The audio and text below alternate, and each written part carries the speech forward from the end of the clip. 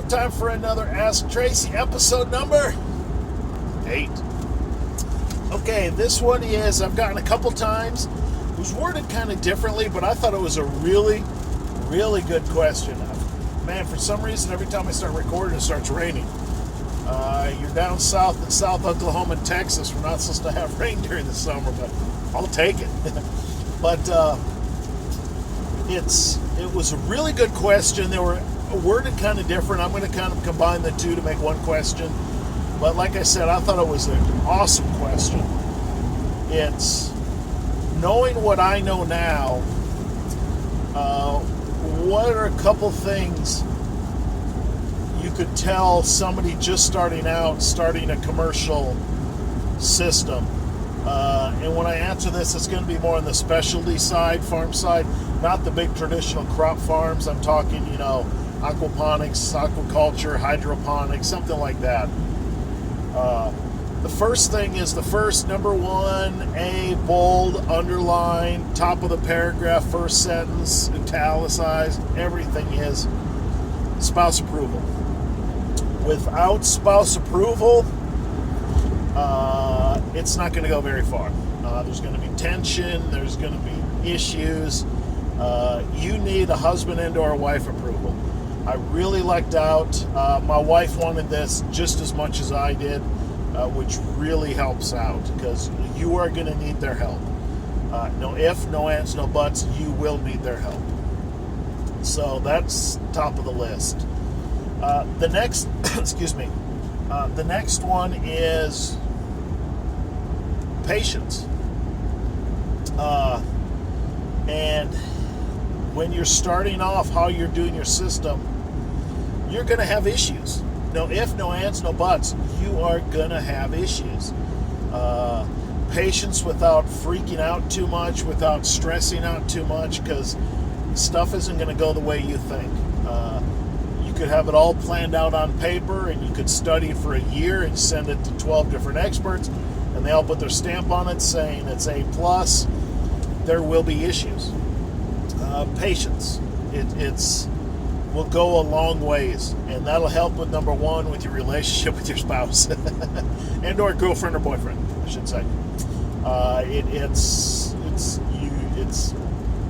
You just need patience because stuff is going to go wrong no matter what you do.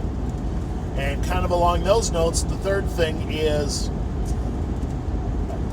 a plan. And when I say plan, that's twofold. One, a business plan.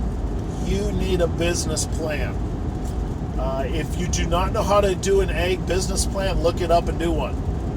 If you want help, I know they have a good one, and I took this, and it was really good, and it's pretty inexpensive to buy online, and they really help out, is the Bright Agrotech has, and the reason I like this one is it's really geared for that kind of a farm.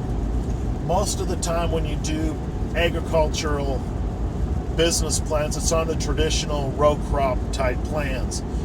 They do have one on how to make a business plan on a specialty farm, like I said. And I call specialty farm is pretty much anything that's not, traditional row crops. Really good. It's broken down into sections. It's really good. I highly recommend it. So you need a good business plan right off the bat. That helps fill in some of the gaps. How much am I going to make? And the big thing is, what is everything going to cost? If you want to do this, and you've done a few business plans before, and you want to do it on your own, just a really kicked up spreadsheet with your costs, your ins and out costs, will go a long ways. You have to know all your costs, and when you write those costs down, everything, power, water, time, you put everything in there so you know the cost of each plant you're going to produce, so you know what you have to sell it for at a minimum, and you know what you have to sell it for to make a profit, to survive.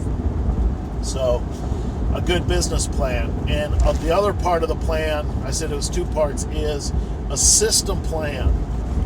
Do not do what I did, and this is another one, do as I say, not as I do. I thought it in my head about how my system was going to be, and it was okay. But after it was set up, I did not like the flow, the layout, and how everything was.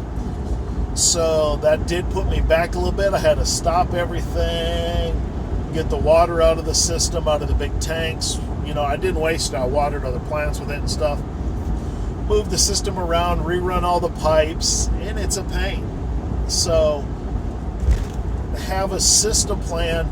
If you can do AutoCAD, do an AutoCAD is the best. But if not, just on graph paper.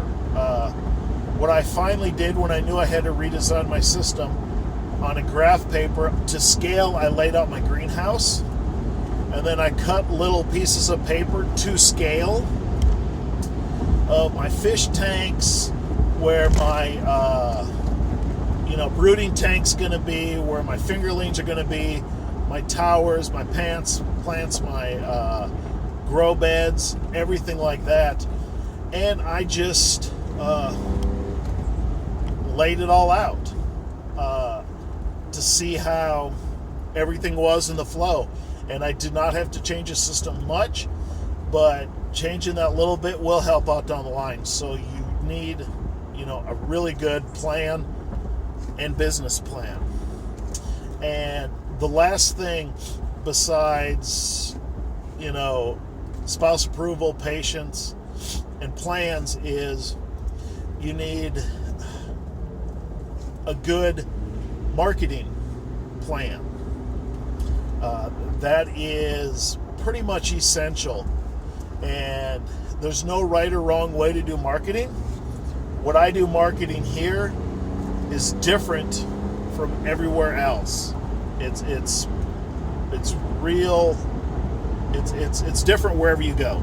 Put it that way. What works here won't work other places. What works otherwhere won't work here, or work in both, or it won't work in both.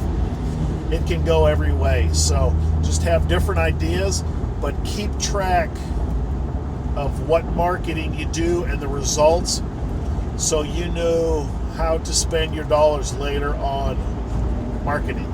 So, and if you haven't done much marketing, and if you want to do it on a budget, there's a really good book out there called Guerrilla Marketing. There's a whole bunch of guerrilla books out, but just the base starter Guerrilla Marketing book is a really good book. I read that years and years and years ago when I started up my computer business, and it really helped out how to do a lot of marketing on the cheap. So that's it. Everybody have a good day, good week. Thanks for everybody that subscribed. Thanks for everybody for watching this and spending your time watching this. Everybody have a great day. Thank you.